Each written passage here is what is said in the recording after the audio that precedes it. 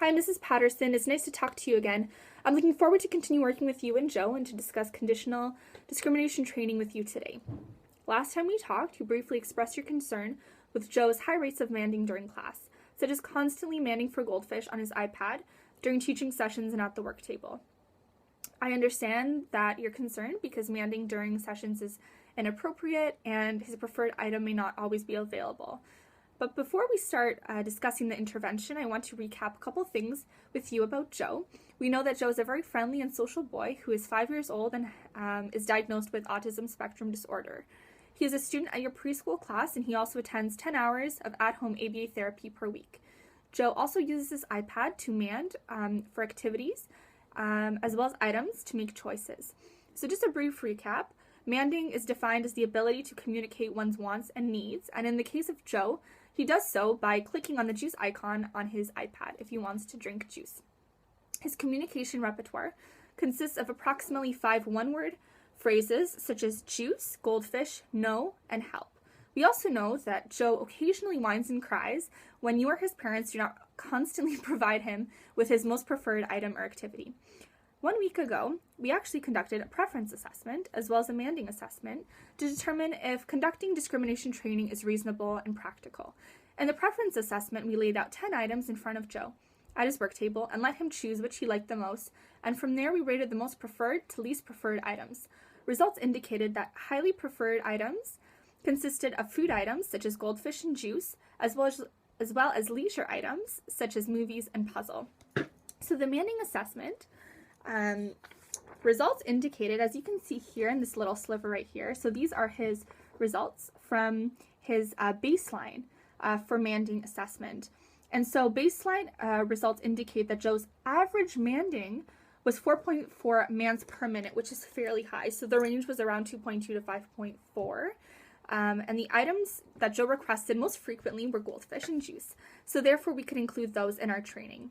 So since Joe emits high rates of mands, our goal therefore is to decrease his mands to levels that are appropriate during sessions. So conditional discrimination training can therefore give us those tools because it is a process whereby Joe is able to discriminate in between situations in which manding is appropriate and discriminate between situations in which manding is inappropriate. So for example, in our training, we will teach Joe to mand for a preferred item only in the presence of a green card and not in the presence of a red card. So I've actually written down the steps of conditional discrimination training for you on the teacher integrity checklist so that it's easy for you to fill out and also for accuracy and corrective sake. So the first step is at the beginning of every session, you want to present a green card as well as a timer set at 10 minutes. If Joe does emit a mand, you want to point to the green card and say green and automatically provide him with the most preferred item. At the end of the 10 minutes, you want to present a red card and say red, point to the red card, and wait for Joe to not emit. And then you also want to decrease reinforcement time to approximately 8 minutes, and this is only contingent if Joe does mand successfully independently for 3 sessions in a row. So the use of discrimination training has found to be easy, fast, and effective by the literature. One study conducted by Broadhead et al. In 2016 found that all participants continued to engage in discrimination responding in the presence of the red and green placemats, which continued to emit discrimination responses. Similarly, Taylor et al. Suggested that all participants requested preferred items in the presence of a specific stimulus condition, so that manding increased in the presence of the reinforcer when it was appropriate versus in the absence of the reinforcer.